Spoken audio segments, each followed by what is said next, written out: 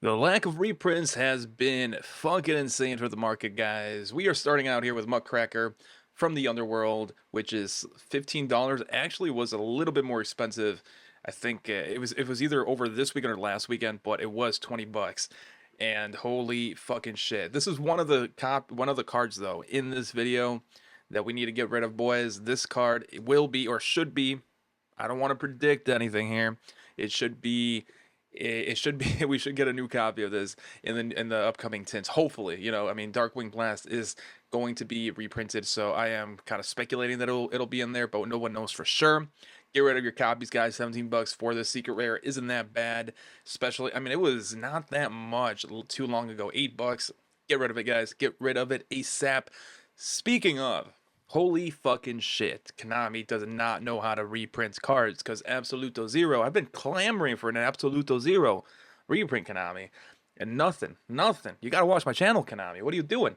So we got 15 bucks for a holy a common. Okay, it's an OTS pack, common, but holy shit, man, that is insane. Generation 4 super rare is $16. That is insane. I mean, you guys can see the spike there, and the reason, guys, is I mean, Heroes is doing pretty well, right? We got a new fusion, actually two new fusion cards, but the new Flame Wingman is really good in supporting these fucking heroes, guys. We also have this copy. All these copies are going up. What's the most expensive copy? Wasn't it like 24 bucks? I thought I saw from somewhere, but I think there should be one more printing that I'm not seeing here. Oh, Heroes Revenge. That's what it was. 24 bucks. Holy shit, man. I remember selling this because I honestly thought Konami was gonna reprint this. They didn't. Uh, how do you not reprint 𝗦𝗦𝗧𝗏, Konami? Digressing. I sold it for like 8 bucks, and I'm kind of like shooting myself. I'm killing myself over this because holy shit, man. $19. I sold it for 7 bucks a year ago, and it was multiple copies too. I could have actually made a shit ton of money, but yo, Konami, you got to reprint this. Also, actually, let's see, Galaxy. There's another Galaxy card that is very expensive, or at least was not that long ago. Was it number 90? I think it was. So, I mean, Konami, your reprints are terrible, man. Because Photon players really did get shafted. This card only has one printing. What are you doing? What are you doing? You're sleeping on this. OTS. So we're getting a new OTS pack, guys. But OTS Tournament 13, OTS Tournament Pack 13, I should say, is doing really good things, at least for the supers and some of the commons. So we have Crystal Wing Synchro Dragon. The listings are disappearing, guys. $7. And actually, this card in particular, Crystal Wing, has had not that many reprints, and all of the current printings are going up in value. We got Shining Victories, 12 bucks. Steady trend upwards, guys. I would either pick it up or sell it because I don't know exactly when they would reprint this card. It's an old ass card too. It just doesn't see a lot of reprints. Moving on, though, we also have, this one's a little bit shocking to me, but Dimension Force from an OTS pack, a common, is going up in value. I mean, that is crazy. Look at this trend. I don't know why. There are multiple copies of this. Actually, all copies are also going up for Dimensional Prison, but I have no idea who's even using this. Is it just like a different format? There's no one in this current format in the TCG, the official format, that's using Dimensional Prison, right? Maybe Trap Tricks, maybe, but even then, doubtful. This is pretty crazy. But yeah, if you guys have some OTS cards, or if you've opened up any OTS packs recently, check to see if you have Dimensional Force or Crystal Wing Synchro Dragon, and see if you can try to profit from them, guys. Book of Moon is also kind of going up in value. Actually, it dropped down, huh? No, this is incorrect, or at least this is incorrect. 94 bucks, 92. So it is kind of going up in value because, okay, it's going back to its previous. Okay, I see. Not too much movement there. Okay, so we got to talk about Stratos.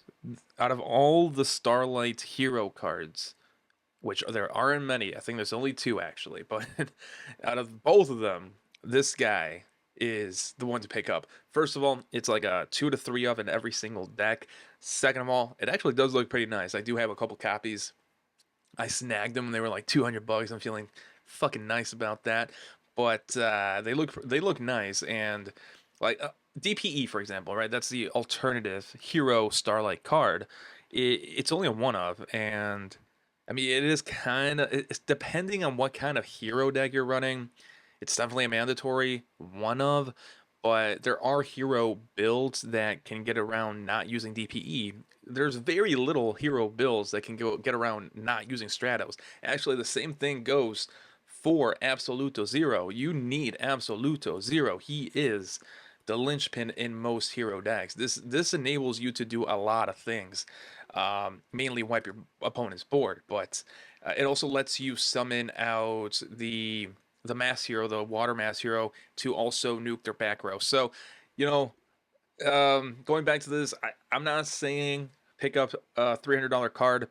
What I am saying is watch this go. Watch this motherfucker go to the moon, unless it gets reprinted as a quarter century rare, which might actually fucking happen because we've seen that, and that's a smooth transition over here to Battle of Legends Monsters Revenge, right? So a lot of this set actually did really well, and I'm surprised it did this well. I was not expecting, well, first of all, I wasn't expecting quarter century rares to be that hard to get. I really wanted Konami to do at least one quarter century rare per 2 boxes, but I think the average is about 3 to 4 per case, right? So about, you have to buy 3 or 4 boxes in order for you to see potentially get a quarter century rare. So that sucks.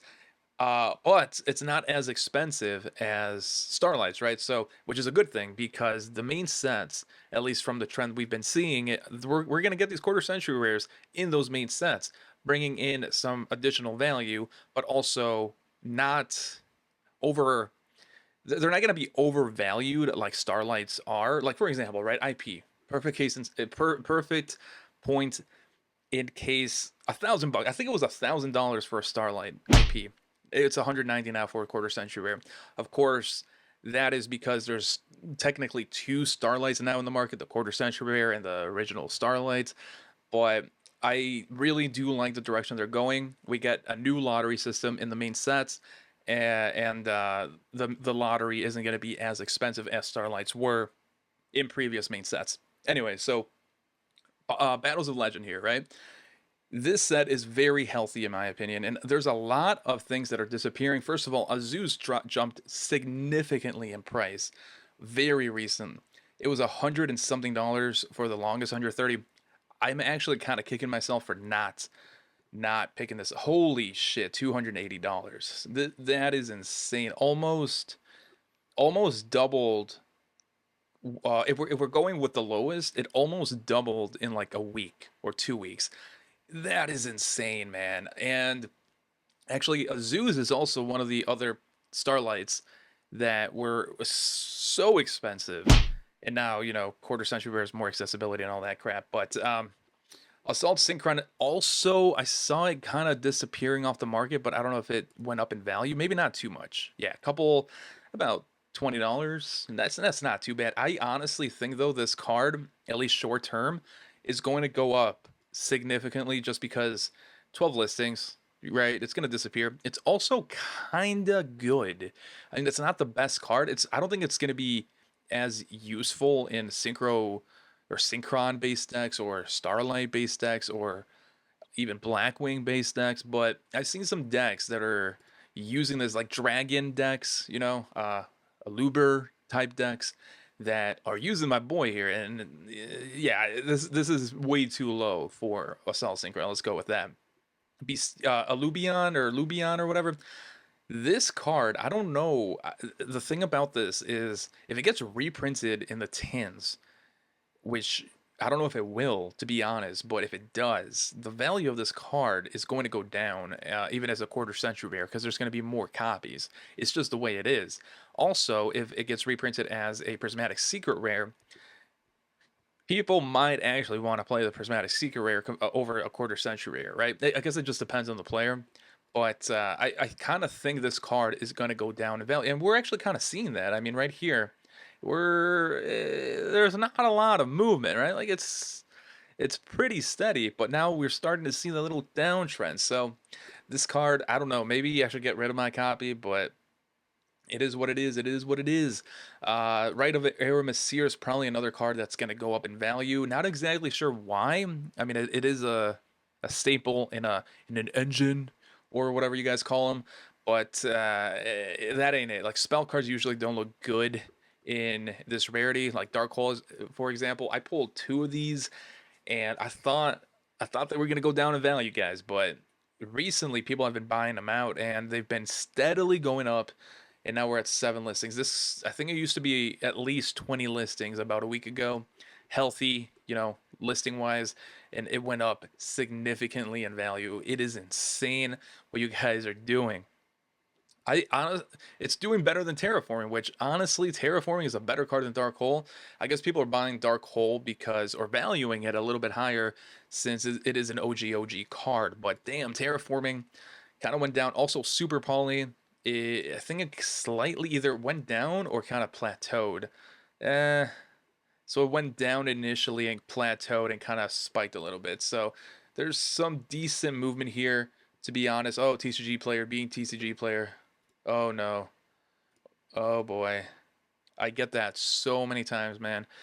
Anyways, let's move on. This guy actually went up in price as well since the release of this set, which is insane. I mean, I get it. It's a pretty decent generic synchro, and I guess it also becomes a tuner depending on what you use here. But really, really, this guy? All right, all right. All right.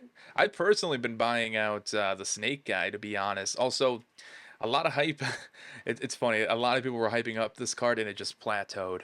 It just plateaued. I'm gonna buy some just because I like the fire, and also I like the. I actually, no, not memeing. I actually like the shtick of this deck, where a dude is firing fire rounds at someone, trying to kill him. And well, not kill him, but win a card game or whatever. But the I like the shtick, so I'm gonna definitely pick up some copies. But I mean, not everyone is gonna actually like playing the deck or like the shtick of the deck, right? Uh, Arm Neos is probably gonna go up in value, but it's been plateaued. This is what I've been investing on personally. 𝗦𝗦𝗧𝗧. I feel like that effect is kind of unique, and someone's gonna make it busted somehow. I just feel like someone will find a way to make this card busted, and I'm buying because this is the least expensive, also one of the coolest ones. Like, no bullshit, this card is probably one of the coolest looking quarter century rares in the set, right? Like compared to fucking what did we have, a mech guy, or whatever, a machine dude, a lubed up dragon, and waifus. Like, come on, man. That Hydra, the reptile, hell yeah, all day. So the Sky Striker cards actually did fall off, but they're kind of seeing a resurgence a little bit. It actually was cheaper to buy like last week. I don't know if they captured that in that chart there, but I'm pretty sure I saw something that was, maybe not. Maybe I'm just tripping here, but it's kind of crazy. I think long term these Sky Striker cards are going to do well. We've seen that. Sky Striker is like it's like the loser version of Heroes, right? Heroes, they do well long term. Like, people always want to play Heroes. People will always go and seek out a copy of Stratos. It's the same thing with these Sky Strikers. People will always try to get a copy of Widowmaker and all that jazz.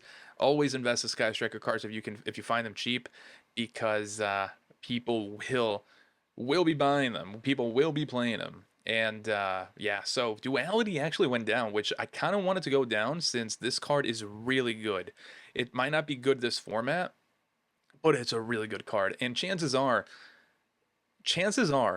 Konami's not going to reprint this for quite a while, right? We saw that with Chaos Space, and this is basically like Chaos Space, right, where it's supporting Chaos monsters, or the Chaos playstyle, but better. So yeah, I don't know. I feel like that card is definitely going to be going up in value quite a bit, and Assault Synchron as well.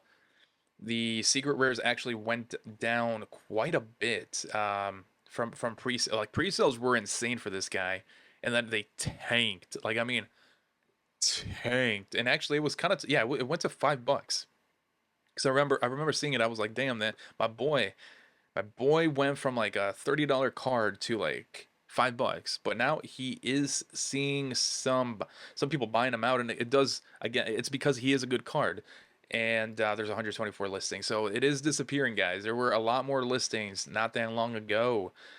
Sky Striker card, of course. A Super Poly. The thing about Super Poly is it's conflicting, right? There's so many copies of Super Poly, but but it's a really good card. Like it's a really fucking good card. It's a staple. So I guess it depends on whether Konami is gonna stop reprinting. Because if they keep reprinting this card to the ground, right? Of course the value is gonna keep going down. But if they stop reprinting it after the set, then the price can only go up from here. So it's an interesting conundrum right now, right? Should you buy Super Poly or should you wait and see? And I mean, at $2, just buy Super Poly. Just buy like 3 copies. Forget about it. Put them in a binder. Forget about it. And we'll see if Konami actually reprints it. Book of Eclipse, 97 listings. That's insane. 98 listings for Dark Hole. And they're both not really doing anything much, but those listings, guys, we got to look at that listing. The set is still fresh, and those 2 cards are they're sub 100. I mean, you got to look at what's sub 100, and it's not a lot of stuff. Arm Neos is definitely something to look at as well. I'm not exactly sure why people are picking up Arm Neos compared to Flame Wingman, but also at the same time, or Flame Wingman, you can get more Flame Wingmans per box compared to Arm Neos. Arm Neos was actually pretty shorted, at least from the sample that I've seen. So it makes sense why there's less listings and why people would actually want to pay a little bit more for this, because it's, more, it's rare and all that jazz. But Welcome Labyrinth is almost sub 100. It wasn't that hard to get, so it might be worth picking up as well. But that is the video, guys. There's a lot of fucking shit Konami needs to work on, right? So maybe stop printing stuff that doesn't need reprinting, like Super Poly. Maybe, and maybe print my boy 𝗦𝗨𝗣𝗣𝗣𝗧. But that is it, guys. Catch you next time.